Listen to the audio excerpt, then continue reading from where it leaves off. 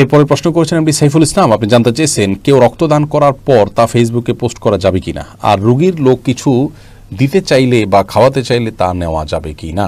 ভাই সাইফুল ইসলাম, কেউ রক্তদান করার পর সেটা ফেসবুকে পোস্ট যদি করেন এ উদ্দেশ্যে যে অন্যরাও এই কাজে উৎসাহিত হবেন, তাহলে সেটি জায়েজ আছে।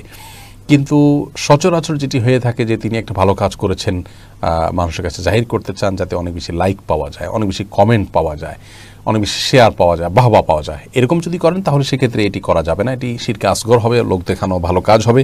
এর কারণে তিনি আল্লাহর কাছে কোনো সওয়াব পাবেন না, বরং গুনাহের কারণ হবে।